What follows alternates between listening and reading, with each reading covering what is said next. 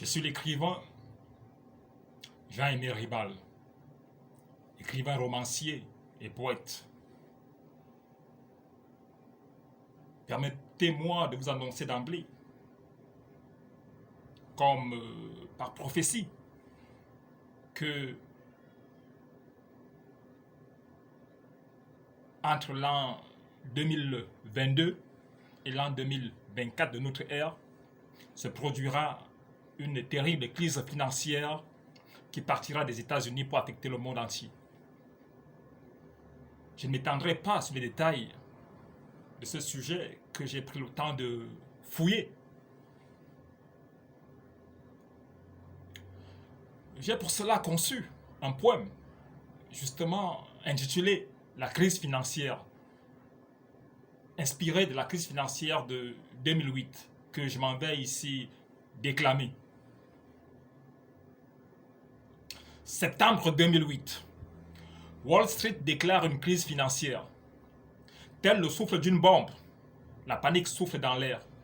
Avec le souffle d'un cyclone, la panique envahit l'Amérique, l'Europe, l'Asie, l'Océanie, jusqu'à ma pauvre Afrique.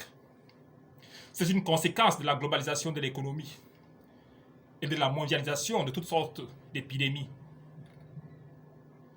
Car les crises financières ne sont que des crises épidémiques. Celles-ci, graves, présagent une crise économique. La panique s'est donc répandue partout dans le monde, comme d'un séisme planétaire, les effroyables ondes. Des pays riches recourent au Fonds monétaire international. C'est dire combien les conséquences s'avèrent infernales. Même l'Amérique recourt aux fonds souverains, des fonds qui cacheraient des terroristes les parrains. Hélas, qu'en sera-t-il de ma pauvre Afrique, où pauvreté et fragilité économique sont endémiques? Des bourses s'effondrent, des entreprises font faillite, comme si à leur âme on avait mis de la dynamite. Par effet domino, le chômage de masse menace. C'est peu dire que cette crise agace les masses, car elle constitue l'essentiel des contribuables, dont biens et revenus seront davantage imposables. En vue du paiement de la facture de cette crise, sur laquelle aucun gouvernement n'a d'emprise. Comment endiguer des masses populaires les angoisses, les souffrances, les difficultés qui s'accroissent? Elles, ces déplorables masses populaires qui souffrent déjà d'une crise alimentaire. Tenez, ce matin, je me suis rendu au travail. Soudain, rien ne roule plus comme sur des rails.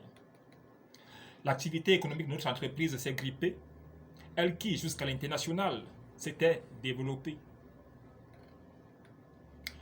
Nous manquons de capitaux pour satisfaire les commandes. Aussi n'arrêtons-nous pas de voir chuter la demande. Notre banquier ne nous accorde plus de crédit, malgré les taux d'intérêt lui assurant de gros profits. C'est que, nous dit-il, sa banque manque de capitaux, les épargnants ayant soudain retiré tous leurs dépôts. Vu l'urgence, nous avons sollicité d'autres banques.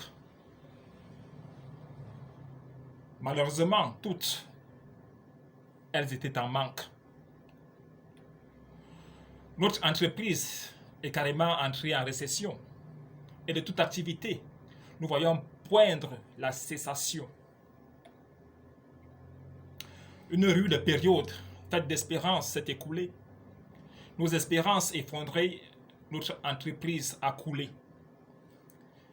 La direction a mis le personnel en congé technique. Le personnel a vite sombré dans la panique. Le pays a enregistré des faillites en cascade. Nous nous sentions déjà bien malades. Nous allons vivre un rude chômage conjoncturel qui n'allait qu'exacerber le chômage structurel. Les grandes puissances économiques parlent de sommet. Nous espérons qu'ils effumeront le calumet de la paix. Ne scanderont plus déréglementation, dérégulation, mais refonte de l'économie mondiale. Ils sont jetés les dés pour que naisse un capital à visage humain et bien sûr l'espérance de meilleurs lendemains. Sans la pyromanie des spéculations boursières incendiaires, ce jeu d'apprentis sorciers engendrant des crises financières. Merci.